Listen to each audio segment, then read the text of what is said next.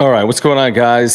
Sunday night edition of the wrap up show presented by my friend Eric Lanier at Higher Impact Financial. We're talking about the Aztecs' big win over Utah State on Saturday at Viejas Arena. What an atmosphere, by the way. If you were there, if you were watching, if you were listening, one of the great atmospheres, in my opinion. I mean, the building's been rocking this year. It's been absolutely rocking. They've sold out every game against a Division One opponent this year, but it had an extra level to it yesterday. Like, didn't you guys feel that?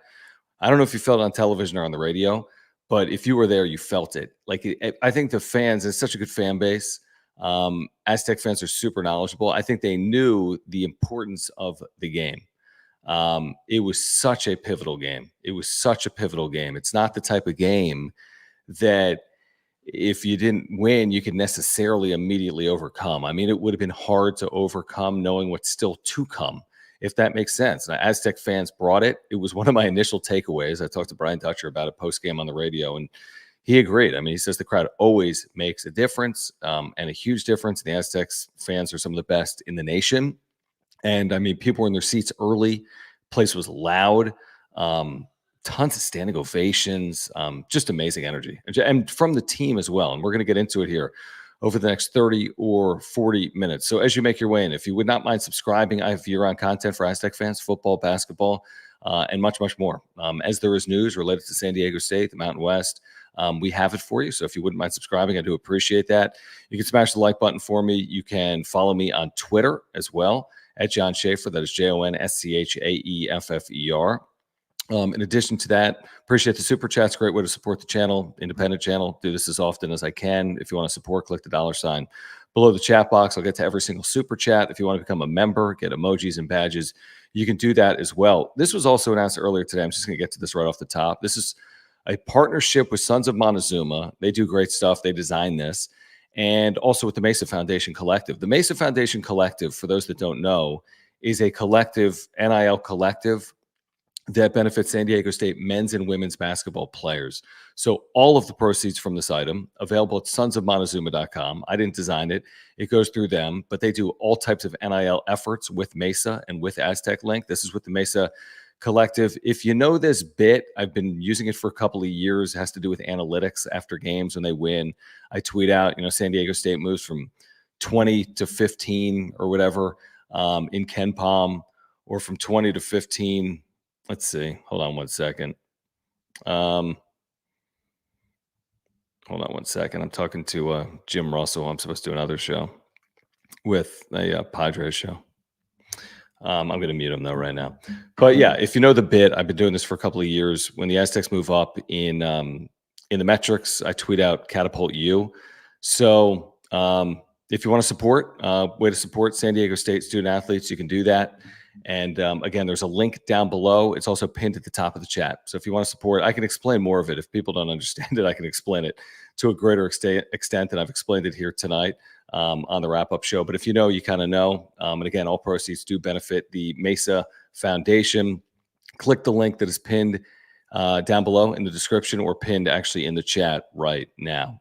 Okay, so let's get to this. A lot to react to. I think the initial reaction that I would have coming out of the game on Saturday, my initial thoughts coming out of the game on Saturday would be obviously the lineup changes and how that paid dividends immediately for San Diego State. Because if you've watched San Diego State basketball, that it's atypical, I would say, for a lineup change in recent memory. Not that it's unprecedented. I mean, it's far from unprecedented. This has obviously happened, but you look at all the successful teams this program has had, Steve Fisher and Brian Dutcher and all these recent teams and all these NCAA tournament teams. And it's not like there are tons of reasons necessarily to make starting lineup changes, and they just win at such a high level and get to the NCAA tournament and win regular season titles or tournament titles. But, the Colorado State game earlier in the week, San Diego State got off to that slow start.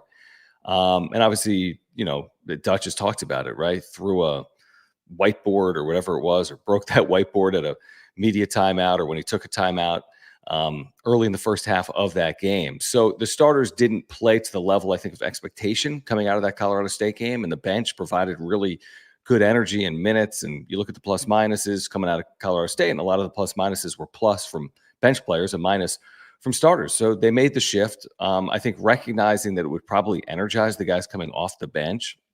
And also with it being such a big game, maybe that would kind of ignite something. And that's exactly what happened. I mean, you start Darion Trammell, who started most of his career and has had huge moments, obviously, for San Diego State. And I thought he played very well. And then there's Jay Powell, who played brilliantly, I would say, overall yesterday. First half, I mean, 5 of 5 from the floor overall. So I thought Jay Powell was terrific. I thought DT was terrific as well. And then the bench, there's two ways to go with that. I mean, you're putting Micah and Elijah. Excuse me, I'm fighting something off. You put Micah and Elijah on the bench, and how are they going to respond, right? I mean, Micah has been a key contributor and a full-time starter here in 2024. Elijah's second season has been a full-time starter essentially here this year. And how are these players going to respond? They responded beautifully. Mike off the bench hitting a couple of threes, looking energized, had a big block in the game. I thought Elijah was terrific in his second half minutes. Those 6, 7, 8 minutes he played consecutively. I thought he was terrific. Hit that three, had a layup prior to that. That was a big corner three. I forget the score, but it basically put the game out of reach. And hit 2 threes overall in the game. And then Dutch talked about a postgame. He said, I knew the guys that were getting the opportunity to start would be energized. I didn't know what would happen with the guys coming off the bench. But he said, to their credit, they're winners.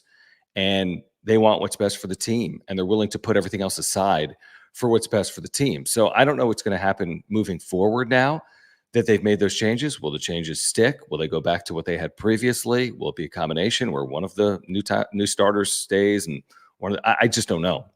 So I'm not sure what's going to transpire, but I do know this: for 40 minutes and for one afternoon on Saturday, everything worked perfectly. I mean, it worked perfectly. Remember, it was probably the first month of the season. There was all this concern. Oh, the San Diego State's bench, they're not getting productivity.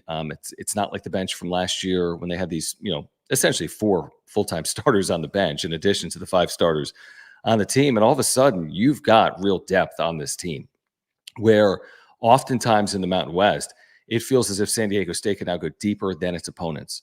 And I really did feel that a little bit yesterday because we talked about, now you're talking about like this combination of 7 starters because you had 2 newcomers and then 2 guys to the bench. And then you see what Miles Byrd is providing off the bench. You know what Miles Heide is capable of. He was plus 15 or 16 at Colorado State on Tuesday. So you really are, working with a full complement right now of players and guys that are capable of starting or coming off the bench. And I think overall, in the long run, it's going to provide real value here for Brian Dutcher. And I think that how they've handled this adversity is very telling. And what they did with it here on Saturday at Viejas Arena. Now, what do they do with it? Can they bottle it up? Can they win the next couple of games here on the road? This isn't going to be easy. This is, again, we've talked about this being the teeth of the schedule. I think this 7-game stretch that started with Colorado State, continued with Utah State, now the Air Force Nevada road trip, home for New Mexico, Colorado State, not in that order, Colorado State, then New Mexico, then at Utah State. To me, that's the teeth of the regular season schedule. But to boil it down even further, this is one of the more challenging weeks of the year. Why? Saturday at home against a really good team, ranked Utah State, and then the quick turnaround for travel to Elevation, Air Force, preparing for a team that plays in the manner in which they play. I understand it metrically, they haven't had a good season, and but everything that goes into it. Now you got to travel to Colorado Springs. Now you're playing at Elevation. Now you're playing in a unique arena. Now you're preparing for the Princeton-style offense. Now you know that the three-point shot is an equalizer. Air Force, again, only one conference win, but they won it by 30-something points in Vegas against UNLV. And then from there, so that's Tuesday, not Wednesday. So you'd like to have the additional day. You don't have it. And then from there, you play Friday in Reno. So there's a lot of logistics and travel here. They'll play Tuesday, travel back to San Diego. They'll play Friday, of course, travel the day before, and then travel back. So it's like you travel Monday, play Tuesday. You get back, you travel Thursday, play Friday. Like it's a pretty challenging week where you're playing 3 games in 6 days. Is that right? From Saturday to Friday with all the travel, right? This isn't professional basketball. So it's going to be a tricky is what I would say. And if you can find a way here to manage these next 2 games, and we'll see. I mean, Reno's not going to be easy. I don't think Air Force is easy. And Dutch talked to me about a post game on the radio saying, it's hard to prepare for Air Force. And the players that have been there before know what they're getting into. You have to play hard every single second on the floor because that's how Air Force plays. And you got to really defend. They will shorten that shot clock out. They'll shorten the game in terms of how many possessions are in the game. You're defending for 25, 30 seconds. If they get an offensive rebound, you're just defending for 45 plus seconds. So, it's a very tricky prep, I guess I would say. And, San Diego State's been really good there recently. Obviously, the expectations are the Aztecs are going to win the game, but they need to do that, obviously. So we'll see what happens on Tuesday, assuming or hoping that they get by Air Force on Tuesday. Then it's Nevada, and the Aztecs look really good against Nevada here at Viejas. Can they do the same on the road? Because we know it's hard to win on the road in the conference here in 2024. So it's, it looked so good yesterday. It really did. You had all those Aztec for Life players in the crowd, the KJ Fagans and the Adam Seikos and so many former players. I thought it was really, really cool to see that. And then you saw the way the team played. And, Utah State came out and they looked like a top 20 team in the country. And then eventually San Diego State just wore them down. Aggies got in some foul trouble in the first half. They had 5 players with 2 fouls in the first half. And then San Diego State just looked a step quicker, I thought, in the second half. And you hold a really efficient offensive team to 67 points and 41% shooting, and I think 38% shooting in the second half, and you've done your job. And Utah State is one of the best rebounding teams in the country, not in the conference, in the country. Top 25 rebounding team, plus 7 rebounds per game. San Diego State was plus 9.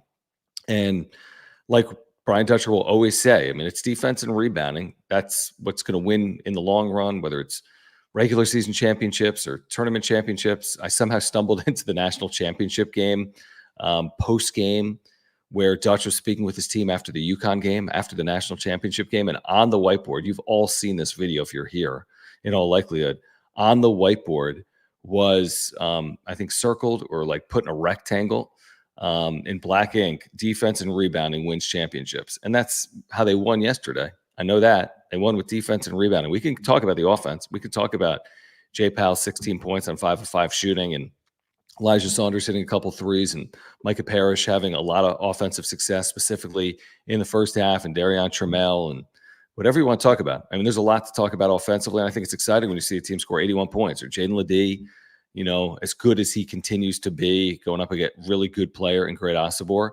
But at the end of the day, it's not sexy or flashy, but it's the difference between winning and losing, and it's what you're doing at the defensive end.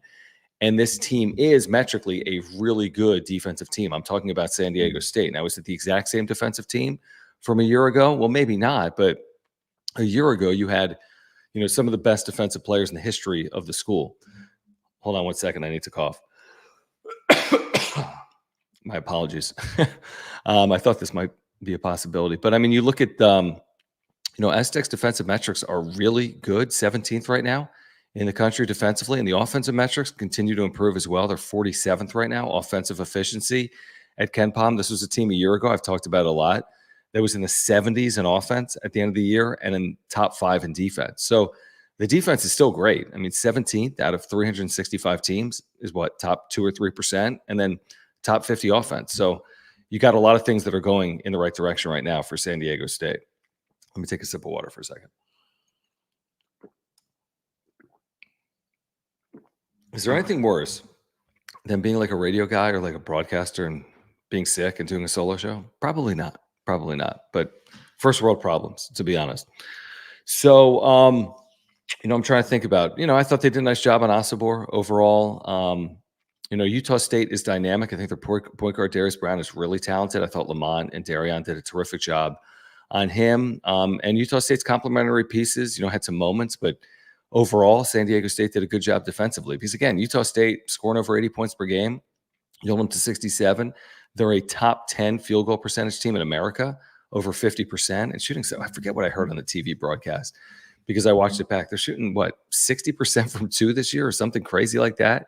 But that wasn't the case because, again, San Diego State, we know at its best, can defend as well as any team in the country. And I think we saw that a bit on Saturday afternoon. So as you make your way into the chat, if you have a comment, I'll try to get to some of these chats or as many as I can here over the next 20 or 30 minutes. So, feel free to get your comments in the chat. We can talk about the Aztecs, the win on Saturday, and what's to come here for the Aztecs. We've reached the turn in the regular season here in the Mountain West, and San Diego State is 6-3. This game was so critical because if the Aztecs didn't win it, they would have been 3 games behind Utah State with 9 to play.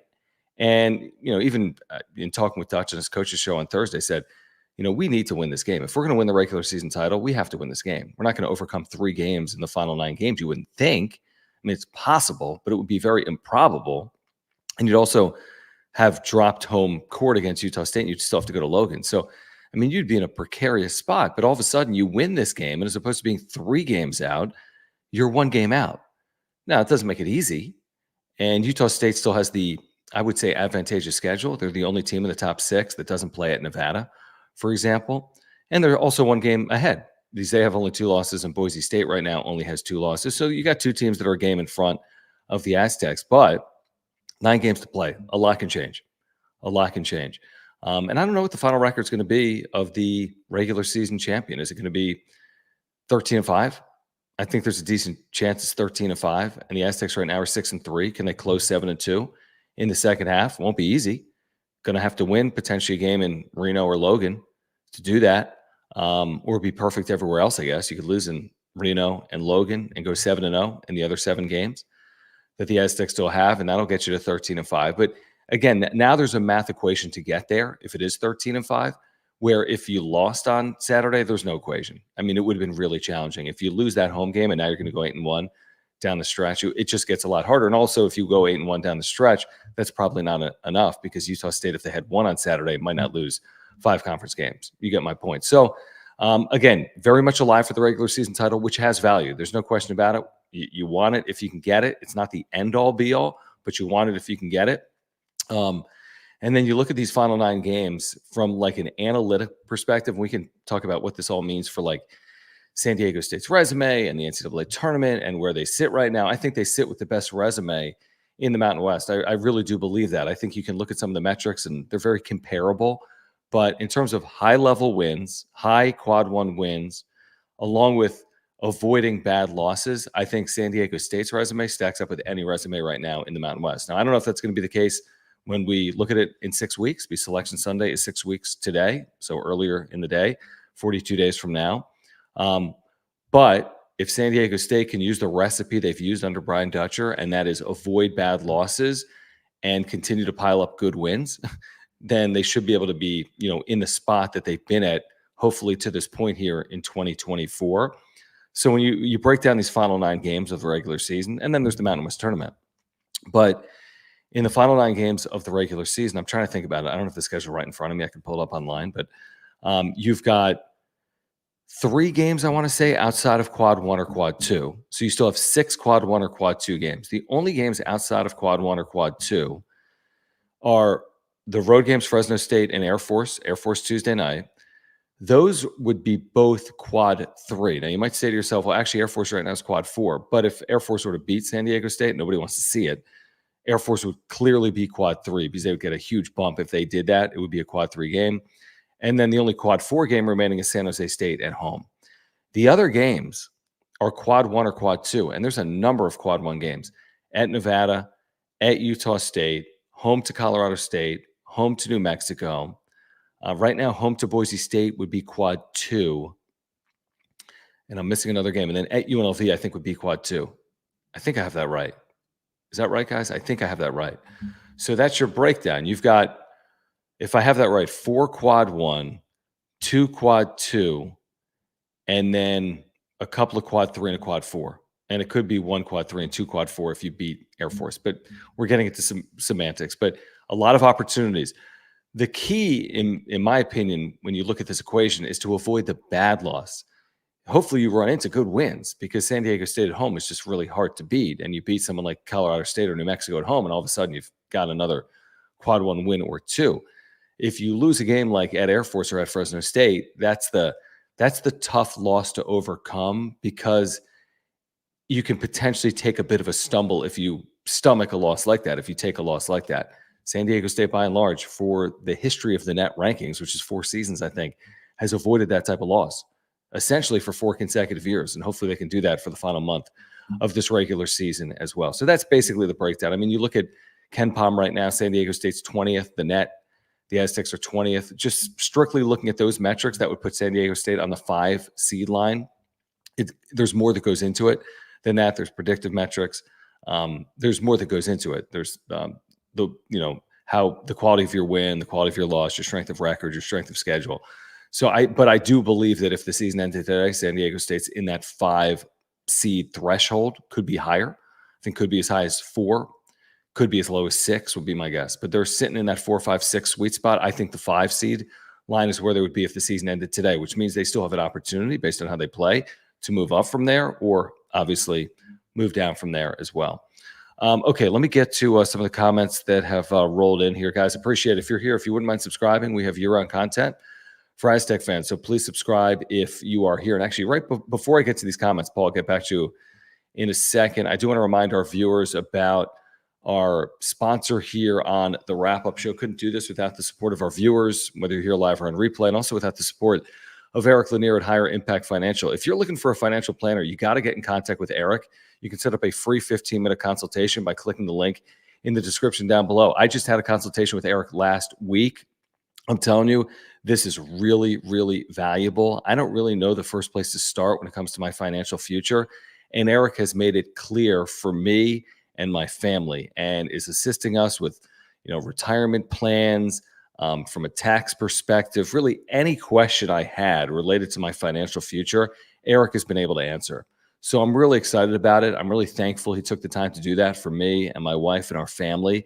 And if you're looking for someone to point you in the right direction with your financial future or with your financial planning, get in contact with Eric Lanier. Take it from me, because I've known Eric for the last couple of years, but we've been working together here for the last handful of months. And now that I've gone through a consultation with him, really, if you want to get a better feel for your financial future, get in contact with Eric Lanier at Higher Impact Financial. Set up a free 15-minute consultation. Let him know that we sent you to him. He's a San Diegan, an Aztec fan, a supporter of the channel. So if you are in Southern California, and if you're looking for a financial planner, if you support this channel, get in contact with my buddy Eric Lanier at Higher Impact Financial by clicking the link in the description down below. All right, let's get to some of these comments again that have rolled in.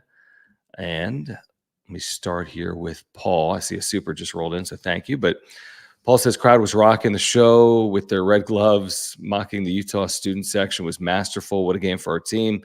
Put a lot of things together. Nice to see everyone contribute. Yeah, it was one of those get right games, Paul. I agree with you. Everything, they just looked to be extremely motivated and energized. I thought one of the coolest moments of the games was when Micah hit his 2 threes. He put his hand to his ear, like dial it up like Adam Seiko, and then pointed to Adam Seiko, who was in the crowd yesterday at VA House in like the first or second row. So I thought that was really cool. They were clearly energized by former teammates and Aztec for Life players that have played on the Mesa for the last 25 years that were in the building. And then they just played well. They outplayed Utah State. They earned it. Yeah, they got to the free throw line more. Yeah, they probably had the better whistle, but the whistle was not the difference between winning and losing in this game. I think San Diego State would have found a way regardless. I'll get to these comments. I do want to thank Kevin for the super chat. Appreciate you, man.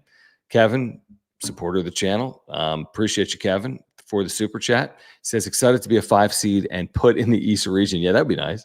How about a 5 seed in the East, starting in Orlando, playing Charleston and Furman, and then going to Louisville and playing Alabama and Creighton? And then, yeah, if it was only that simple, right, Kevin? If it was only that simple. But yeah, I mean, a 5 seed puts you in a situation where you can have success.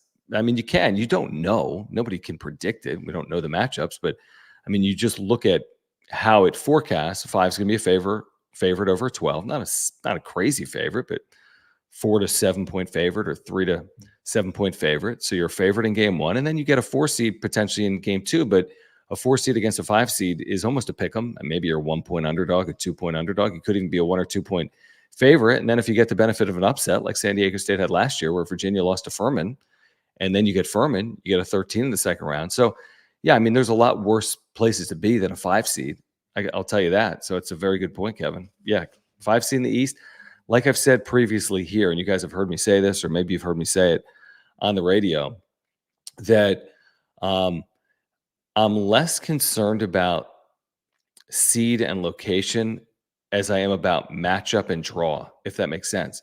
I'd rather be a 5 seed in Poughkeepsie, New York, than a 4 seed in Spokane, Washington, if the 5 seed opponent is a better matchup for San Diego State than the 13th seed opponent in Spokane. So that's what matters. It's all matchup based. The whole tournament is matchup based. It's not seeding based or location based. It matters. It might be advantageous. You'd rather play in Sacramento historically than New York City. But I mean, Sacramento's not winning you games, is it? You're not playing the games literally at Viejas Arena. It's not like you walk out of bed and you win just because you're in Sacramento. It might be an advantage, but I'd rather have the advantage of the opponent, the right opponent strategically, than the right location or the right seed. So some of that's luck of the draw. But I think a 4, 5, 6 gives you a chance to advance. And once you advance, throw everything out, right? Because once you've advanced, then you're a game away from a Sweet 16 once you advance. All right, let's get back to it. Thank you, Kevin. Appreciate you, man. Really do. Appreciate the super chats. You can just click the $ below the chat box if you want to weigh in. I'll get to every single super chat here tonight. Rich, what's going on, man? Good to see you yesterday. He says he just watched the replay. I did last night, by the way, because my buddy Jason Benetti was on the call.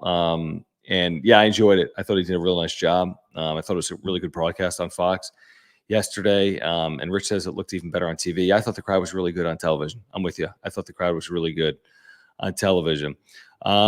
Gustavo, what's going on, man? He says, hi, John. Great atmosphere yesterday at the game. Drove from Tijuana to Viejas to watch an Aztec win. That's super cool. That's really cool.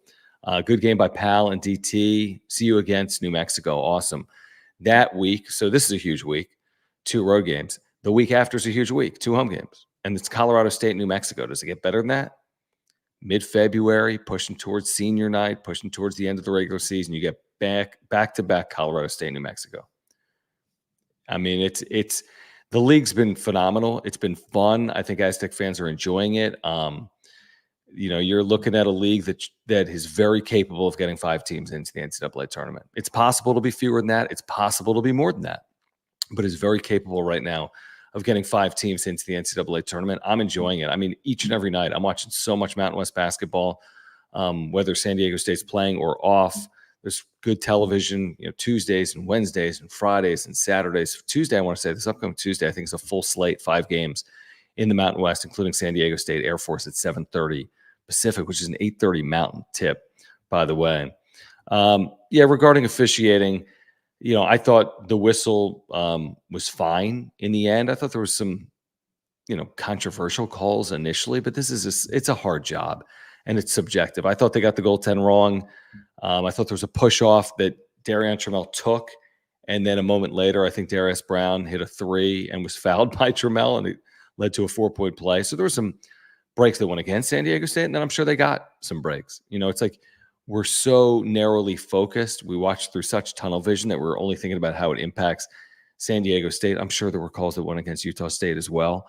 But again, I didn't think the officiating was the difference between winning and losing yesterday. I don't know if anyone agrees or disagrees with that. Yeah, I thought the crowd was great. 12:30 start. People were energized. They were there early. I thought the crowd was great. Yeah, Omar, I mean, I thought Saunders looked really good. I think he only played 4 or 5 minutes in the first half because Powell played out of his mind. But he did he hit a first half 3, or were they both in the second half? I forget. I don't know if all 8 of his points were in the second half. They may have been. But I didn't notice him as much in the first half because of the way Powell played. I really noticed him in the second half. He had some big moments. He did. It's something defensively, whether it was a rebound or a loose ball, and then offensively they went to him with a layup inside, and then the DT pass to him that he kind of corralled and then pulled in and hit that 3 in the corner on the near side in front of the Aztec bench was a huge shot, one of the biggest shots of the game for San Diego State. So, people have been critical of Elijah Saunders. I think we should be, praising what he did in that game, which was come off the bench, which is something he hasn't done this year, and then basically be up for the moment, especially down the stretch, right? Hadn't done much until getting an opportunity there in the second half, and he made the most of that opportunity. And he was on the floor when the game was basically being decided. They left him out there a lot in the second half. Powell was sitting for a while in the second half, and with Elijah out there, San Diego State was playing really good basketball, and he was making winning plays. Eden Art Garden Amusement Museum says, John on Sons of Montezuma, thanks so much for joining, local sports analyst. So cool of you to support. You're the man. Yeah. Was on with Sons of Montezuma right before I came on here, the wrap-up show today. I love doing it. So thank you for saying that, Eden Art Garden. I love supporting other creatives and supporters and fans of San Diego State and content creators and other people support my work, which I really, truly appreciate it, like Sons of Montezuma, like those of you that are here. So, yeah, I love interacting with as many outlets and people and fans as possible. So I appreciate you saying that. I really do. Rich saying Parrish had a huge game, the blocks and the inbound steal. Yeah, I mean, Parrish makes winning plays. I think he's unsung to some extent. I think he gets, what's the right word? Um, I just think unsung is probably right. I do think unsung because he doesn't often get the lead, right? It'll be Jaden. It could be, one of these guards, Reese, Darion, Lamont, but he just does a little bit of everything. You're right. I mean, whether it's a block, a steal, a shot, and he hit some big shots. I think he was 3 for 3 out of the gates. A couple of that, those 15 footers, he hit like off an elbow, fading away. Then he hit a 3. And the second half, he hit another 3. He played really energized and motivated. And I think all of them were motivated coming off Tuesday. I don't think anyone was thrilled with how the team performed on Tuesday, whether they were starter or coming off the bench. Nobody was thrilled. Nobody played their best basketball, obviously. The Aztecs didn't win. So I think they were all motivated to turn the page, and that's what happened. And I thought Micah really did. I'm with you, Rich. I thought he played very, very well. There were so many good stories yesterday that, again, sometimes it gets lost in the shuffle, but I thought he played very well yesterday. Let's see. Gustavo saying top 20 in the net and Ken Palm. Great games by Micah and Saunders coming off the bench. I'm with you. I mean, that's as much of the story as anything else. Well, yes, Jay and DT was a huge story. You knew that they would be energized because those are the guys that were inserted off the bench. How do the guys that are heading to the bench handle it? And they handled it really, really well. Hopefully that continues moving forward because additional adversity is coming. I mean, it's unlikely San Diego State wins every game they're going to play from here on out, right? So that means additional adversity is going to come, whether it's individually or collectively as a team. How do they handle it? And I mean, they've built such a culture that they're positioned to handle it. That's the beauty of it. I mean, it's a culture of winning and success and team over individual. And I think we saw that on display on Saturday. Johnny says Saunders finally delivered. He's been a mess lately. I mean, you do have to remember this, Johnny, and Aztec fans, because I think a lot of people, may have similar sentiments, and I read social media. Saunders barely played a year ago. You think about the forwards on that team, the Keyshawn Johnsons, the Iguika Ropes, the Jaden Ladis, the Nathan Mensah. He didn't have much of an opportunity. Yes, he never redshirted. He's a true sophomore, inserted immediately into the starting lineup. He paid dividends immediately. He had huge games in the first month of the season. Hit clutch threes. Had a couple of games where he hit 3 threes. I thought, and I said earlier in the year, I think there were 1 or 2 games this year the Aztecs are not winning without Elijah Saunders. So you're not at this record, 17-5 without him. I'm telling you right now, there'd be an additional loss or 2 without his play. Now, has he been scoring at the same clip or playing at that same level over the last handful of weeks? Well, maybe not. But to be fair, he's a true sophomore going through the rigors of a first full season in the Mountain West, and that's not easy. And all these players have highs and lows, including Elijah, because everyone is dealing with it. But I've seen what people have said, and I don't agree with it. He hasn't hit from outside at the same clip over the last, let's say, 6 weeks as he was at the first 6 weeks. But the fact that there's been so much blame pointed towards him as to why, he's the reason why they're losing, I think it's completely unfair. I really do. I think it's completely unfair. I don't think that there was something that you would pin solely on Elijah as to why San Diego State has not been having success, for example, on the road in the Mountain West. I mean, that to me isn't reasonable. Not to say Johnny's saying that, but I'm seeing some of that stuff on social media. I just don't think it's right. It's like you win as a team, you lose as a team. And has Elijah been perfect in all games? No. But have any of these players been perfect in all games? No. That's not how sports work. All right. Rich thinks that social media swayed Dutch to start Powell. Maybe. Who knows what goes into it? Who knows the dynamic? But again, I think the starters clearly came out of the gate slow Tuesday by everyone's admission. They trailed 17-4 and 21-7. And then the bench did play well at times in that game. So if there was a time to make a change, this was the time to make a change. And it worked out well. Kevin said heard Dutch wasn't happy with what he saw from Powell during or ahead of CSU. Any more details on that? I mean, seems to be resolved from what we saw against Utah State. I don't know anything about that, Kevin, other than what Brian Dutcher said on his coach's show on Thursday night, which was interesting because he said he had too short of a leash with Jay on Tuesday. He said he should have gotten him back into the rotation Tuesday in the second half, but he said, based on the way the game was playing and just, obviously, you all saw how animated Dutch was, and he kind of called himself out in this, said, you already saw how my mannerisms in that game. And once he, committed, I think there was the long inbound turnover. They didn't show it on TV, but they referenced it, but they were still showing a replay. But he said after that, they put him on the bench and he never came back. And he put it on him. He said, I need to have a shorter memory. And he shouldn't have been on such a short leash. So Dutch put it on himself for Powell not playing the second half on Tuesday. And then to everyone's credit, they start Jay Powell and look at the way Jay Powell responded. But I don't think there was anything, Kevin. And, as you guys know, I mean, I'm pretty dialed in with it. I really don't think there was anything heading into Tuesday. I think that the team collectively didn't play well, but I don't think there was something with Jay Powell heading into Tuesday. And he ended up playing 8 or 9 minutes in the first half of that game on Tuesday. Apologies. Phil says the crowd was the best of the year so far. The fans really willed the team to win. Yep, it was a great crowd. Kevin says, glad to see Saunders looking like he's having fun. The game looked like a confidence builder for him. And hopefully that is what it is. Hopefully that is what it is, Kevin, to your point. I mean, you hit a couple of threes, which he's done here a couple of times recently. Wyoming, when they left him unguarded, I think he hit 3 threes. Yesterday, he hit 2 threes. So, yeah, he's hit a handful of them here in the last few games.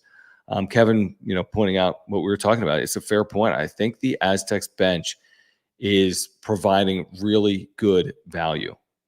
Like I'm telling you, there's teams around the country, high level, top 20 caliber teams. When I'm, listening to podcasts or watching games, they talk about how soft some benches are around the country, where teams are like 5.5 players. They're playing 5, and they'll go to a 6th or 6.5 guys. They'll play 6 and throw in a 7th. I mean, San Diego State's playing 9 guys. They really are. I'm with you, Rich. I thought, I didn't think it was a goaltend. There was the other Bird block that was just sensational in this game. He's just an energizer, is what he is off the bench. I mean, he's playing with such, I don't know, saying this in the best way possible, just such like reckless abandon in a good way. Like he's able to temper it, and he's a really good player. A little bit like Saunders, and he didn't play as a freshman. So you're like, oh, he's a sophomore. He didn't play as a freshman. He's played and he's been banged up this year. So how many collegiate games does Bird have? It's fewer than Saunders, and he's missed a couple of games. I mean, I bet he's got 20 or fewer games in his career, and he's missed some practice time. He's had the hip, and he's had the toe. I mean, I don't think you could ask for anything more out of Miles Bird right now. I really don't. He's playing with a lot of confidence. How about when he ripped that ball away? There could have been a tie-up, and he just yanked it away. That was a terrific play. One of the cooler plays of the game. Let's see here. Let's see. Steven says, I'm so impressed that our chat room and the wrap-up show could influence the starting lineup as well as the roles and production of the players. If it was that simple, right, Steven? And like I always say, I was just saying it with the Sons of Montezuma guys, I love all the reaction. I love interacting with people on social media. I love interacting with everyone here live or on replay on the wrap-up show. Being fanatical about it is a great thing. All the expectations, that's all a great thing for San Diego State basketball. The fact that people have opinions and thoughts, and that's all good. I mean, I think sometimes you need to be reasonable or fair, and also sometimes remember they're college kids as well.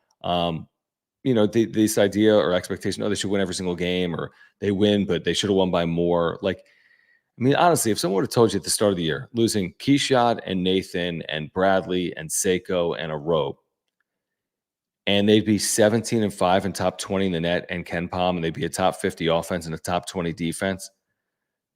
I mean, that's not meeting expectations for someone. That's pretty damn good. Wins over Gonzaga, St. Mary's, Utah State, top 20, Nevada, right? I mean, who's not signing up for that? Other people say, I wish we were 18-4. Really? I mean, really? Considering all the flux, all the change, all the expectations coming off a national championship game. And this isn't, I mean, this to me has met expectations, if not exceeded it. Like, it's hard to match what happened last year. And truth is, if we looked up a year ago today, you'd be saying a lot of the same things a year ago today that you're saying today. And they'd have very similar resumes, near identical resumes. You could probably argue, I'd have to look, that this team's resume and metrics might be a touch better than last year's team on this exact date. Now, last year's team would start to ascent right about now, or even later in February. Remember, had a difficult loss on senior day at Boise State where they blew a 6, 7, 8-point lead in the final 5 minutes. So no season is a straight line, or is just a coronation. I mean, maybe 2020 when they were 26-0 or 30-1 heading into the Mountain West Championship game. But you get my point. By and large, 99% of the time, it's a process. And this team, I think, has answered the bell. I know it's cliche, but I mean, I think they've done everything you could ask them to do to this point. Neil says Air Force seems like a game that's going to be similar to the San Jose State game. Let's hope not. I mean, yes, and you'll take the win, like what happened against San Jose State 3 weeks ago or whenever it was. But no, and you don't want the game to be hanging in the balance. Nobody does, right? In the final minute of regulation. And Air Force can be hard. San Diego State, I think, has won 4 consecutive by 10 or more there. But it's no guarantee. I mean, I think all time SDSU is 24-17 there. So, like, that's good, but not perfect. And I think in more recent history, maybe 7-2 in its last 9. So, again, not perfect. So you have to be guarded, I guess, heading into it. Like, you need to be aware that because of the 3-point shot and because of the offense that they run and because of the elevation and because of the quick turnaround, like, you got to be aware of what's possible. And if you don't play your A game, you got to play an A game on the road. You play an A game, you win the game. You play a B game, I think you win the game. But you get below there and you start asking potentially for trouble. Yeah, I think, Paul, it's a very good point. I think San Diego State 11 turnovers yesterday. He says he'd add little to no turnovers as a key to winning, along with defense and rebounding. I think it's a great point. I mean, I think they have 15 at Colorado State, which, again, isn't the craziest number you've ever heard in your life. But, again, it's a tick high where if 15 becomes 11, maybe you're able to win the game, potentially. I thought yesterday, I think they were +1 SDSU in turnovers with 11. I think Utah State had 12 of them. 11's a number you can live with. There were stretches in the game. I think there was a 5-minute stretch where they had 4 turnovers in the second half. There was a stretch early where they had a couple of turnovers as well in the game. But 11, I think, is manageable and you can live with. And they outscored Utah State off turnovers, and again, were positive in turnovers. 15's getting high. You got to keep that thing at 12 or under, home or road. And I think that's a formula to win. Neil says Ledee should not be dribbling if we want to cut down on turnovers. I mean, listen, Ledee is asked to do a lot on offense, right? So whether it's pass out of doubles, dribble out of doubles, create for himself, create for his teammates. So he's not just going to be a catch and shoot guy. Like, he's got to create. And I forget how many. He had a handful of turnovers. I think he had 4 maybe yesterday. And the turnovers are higher, obviously, in the Mountain West than they were outside the league. But I thought he made some really aware. He had some good awareness yesterday. He had 2 early assists in the first 4 or 5 minutes. Had some good passes. Again, how many points did he finish with? 16 points, I think, yesterday. 9 rebounds. He was a rebound shy of a double-double, going up against a really good big in Asabor. So I thought Ledee had some huge moments. Watching back the game, I mean, he hits tough shots. Jaden Ledee hits tough shots. Like, not everything's at the rim like Asabor. He's hitting 15-footers. He's hitting 18-footers. He hit a 3. He's getting to the rim. He's getting fouled. He's getting to the free throw line. I mean, he's doing everything. He's literally doing everything at times for this team. Johnny says Aztecs couldn't come up with the loose balls, and Utah State ended up with some easy 2 points several times. Maybe early. I thought maybe early there was a play or two where the Aztecs turned it over in the backcourt and led to an easy run out for Utah State. But I don't think that was really a theme or a story yesterday.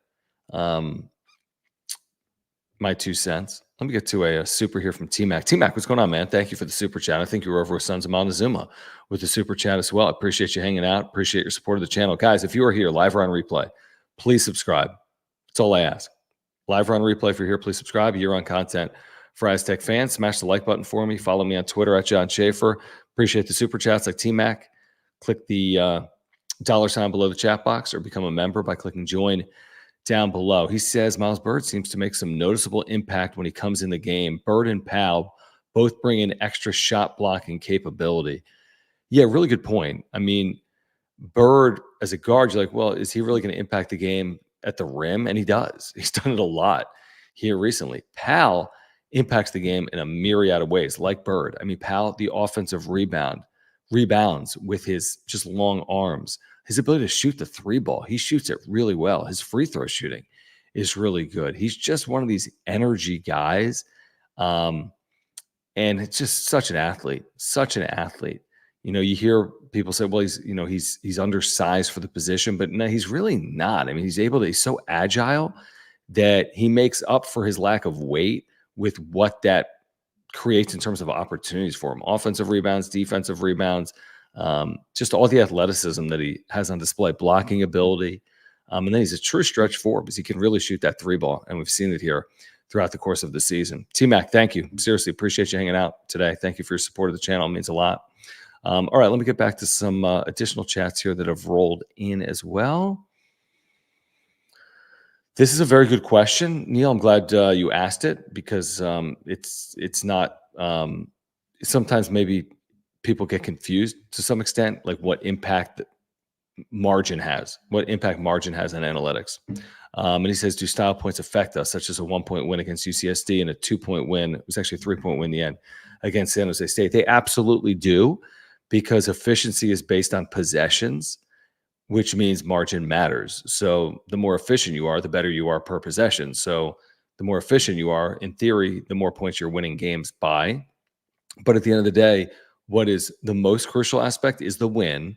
And then from there is how do you win? And when you are winning on the road, you can deal with slimmer margins because you're not expected to win by, a fortune theoretically on the road. Now, was San Diego State supposed to beat UCSD by more than 1 point? Yeah, I forget what they were. At least a double-digit favorite. I mean, I don't know the number, but it was a 10-plus point favorite. San Jose State was something similar, 9-point favorite, and they won by 3, something like that. But they did win the games. That's a long way of me saying, yes, it does matter. If San Diego State had beaten UCSD by 17 and San Jose State by 17, then the Aztecs in KenPom and net would be, I don't know, another spot ahead of where they are, maybe 2. Maybe they'd be 19th in both of those polls, maybe 18th. It's not the difference between them being 20th and 2nd, for example, or 20th and 5th.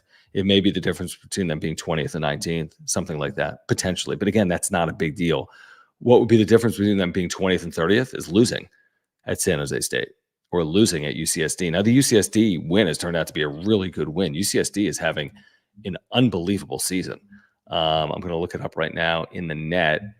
I want to say they're in the top 100, which is incredible. Let me see. Do I have that right? So they are right now. No, 106. They may have lost this weekend. I'm not sure if they did.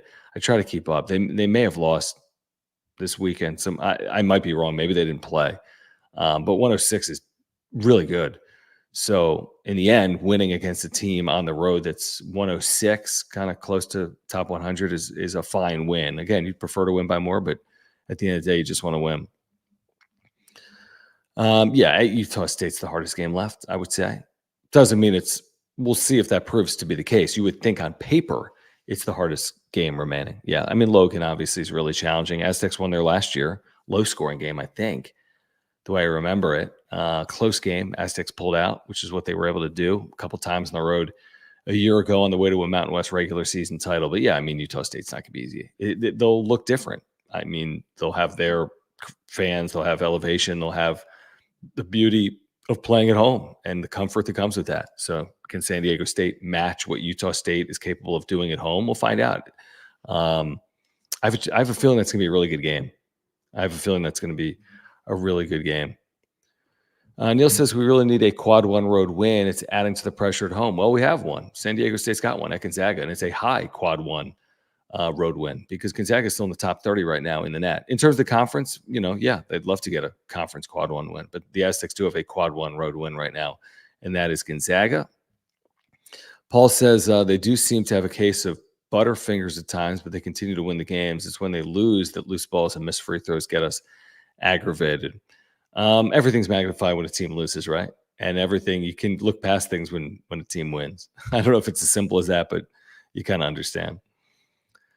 Let's see. Kevin says we get the Lobos on their travel week as their second consecutive road game, hoping that gives us a little bit more edge. Yeah, I mean, listen, the Colorado State and New Mexico home games,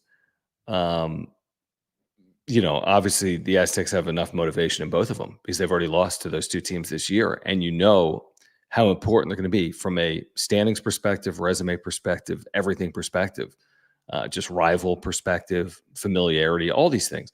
So you don't need any additional motivation to get up for New Mexico or Colorado State, and nor will New Mexico or Colorado State need additional motivation to play San Diego State at Viejas Arena. Let's hope the Aztecs can avenge an earlier season loss to New Mexico and a loss last year at home to New Mexico. The only time the Aztecs have lost to Viejas the last two seasons is last year against New Mexico at home by 3 points. So let's hope the Aztecs can avenge that coming up next week. It's not just the Mountain West, it's college basketball. I'm with you. I think it has not been ideal in the Mountain West, putting it lightly, just in general. I'm not talking about San Diego State, but if you watch college basketball, and John, I know you do, I do. I mean, it's not great. I mean, there's some craziness going on. The end of Gonzaga St. Mary's the other night. I mean, it's hard. It's a hard game to officiate. It really is. It's super subjective. It's super impactful in results. So I don't really have a solution, unfortunately, on that. Let's get to a few more here.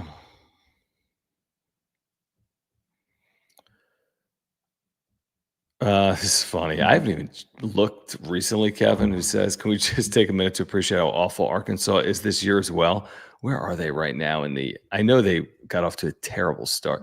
Arkansas is 131 in the net. That would be 25 spots below UC San Diego. Yeah, it's amazing the step back they've taken. And again, you can be punished when you're in a power league and you're not having a good year. It's hard to win any game. You're in the SEC, really good league this year. It's hard to win. I mean, UCLA felt that for the first half of the year. They've kind of turned their season around. I think they're now 500, if not a game over 500. I think they've won 5 of 6. But, yeah, I mean, Arkansas in the 130s. I mean, even if I look at UCLA right now, like, where are they in the net? UCLA is 124th in the net. Like, UC San Diego is 20 spots ahead of UCLA in the net. Isn't that amazing? But isn't it amazing just where UCLA and Arkansas are? Which, again, gives you more reason to kind of appreciate the year in and year out level of sustainability and success at San Diego State. It really is incredible. I mean, it's truly incredible.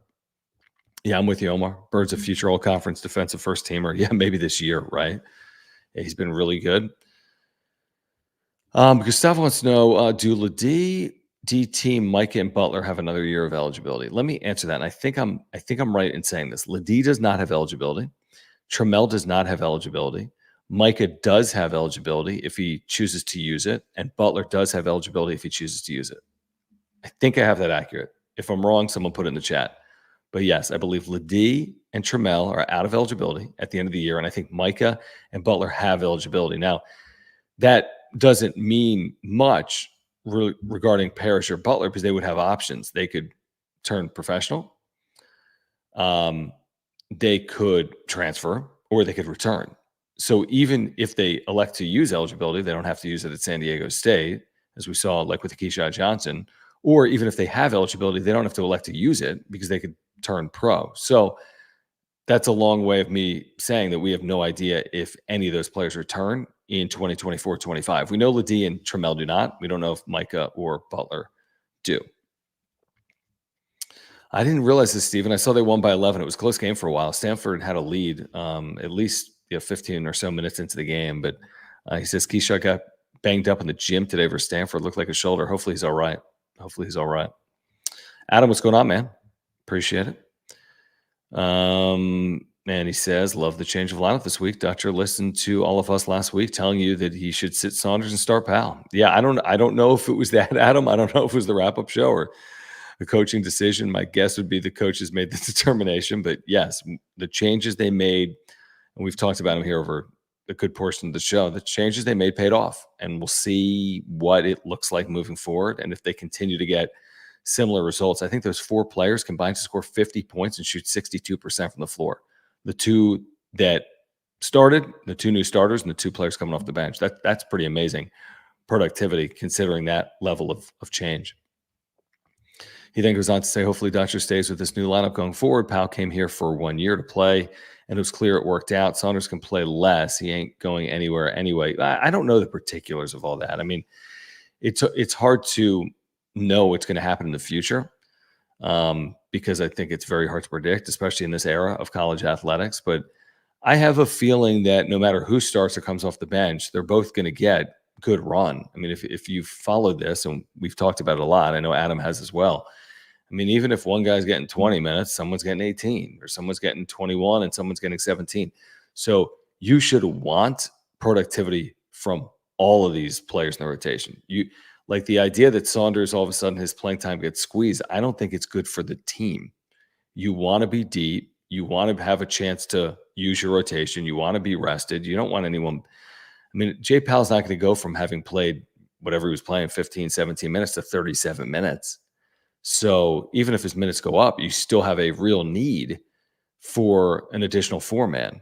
So, again, could roles change a little bit? Could minutes change? Of course they could. But again, you want all these players to play at as high of a level as possible. Yeah, Stephen, I moved fiasco. Complete disaster. Complete disaster.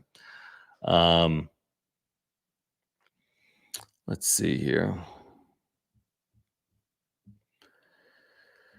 Yeah, lots. I know I didn't plan on it, but yes, a lot of Tritons talk for whatever reason here tonight. Let's see here.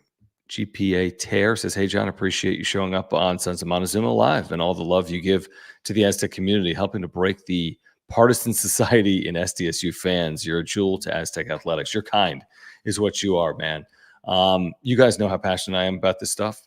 That's why I launched this channel. That's why I spend as much time on social media talking Aztecs as I do. It's why I talk about as much as I do on the radio. I try to talk San Diego State basketball and or football every single day on the radio. I think it's completely underserved for San Diegans, and I'm going to continue to do that no matter what people may think or feel, because that's who I am, and I'm not going to do anything other than what I think San Diegans and San Diego State fans deserve. So thank you. Appreciate you. Okay, I think that's going to do it here for tonight. We'll have more for you this week. I'll have another wrap-up show for you at some point, hopefully midweek, and then at the end of the week as well. Big week. Air Force Tuesday, 7:30 Pacific. Tune in, San Diego Sports 760. I'll have pregame coverage beginning at 7 p.m. I'll be talking about it all week long. San Diego Sports 760, free iHeartRadio app. John and Jim on YouTube as well. Just search for John and Jim 760. And then Friday in Reno against Nevada. And we know Reno, like most teams in this league, better at home. And they've got a lot to play for, like all these teams do, because they're on the outside looking in, and they could use marquee wins like beating a San Diego State potentially at home this week. And then it's back home for the huge, massive week with New Mexico and Colorado State coming to Viejas Arena. And I'm with you, Adam. Nobody's overlooking anyone. You're right. Can't overlook Air Force. Cannot overlook Air Force. Got to find a way to win that game. But appreciate you guys. Everyone that has hung out here tonight, whether you're here live or on replay, like I always say, please subscribe. Year-round content for you. Please support our title partner here, Eric Lanier at Higher Impact Financial. I've been working with Eric. He's a terrific financial planner. He really is. He'd love to hear from you. He's an Aztec fan. He's a native of Southern California. And if you have any financial needs, set up a free 15-minute consultation with Eric by clicking the link in the description down below. But please subscribe, smash the like button. Follow me on Twitter at John Schaefer, JONSCHAEFFER.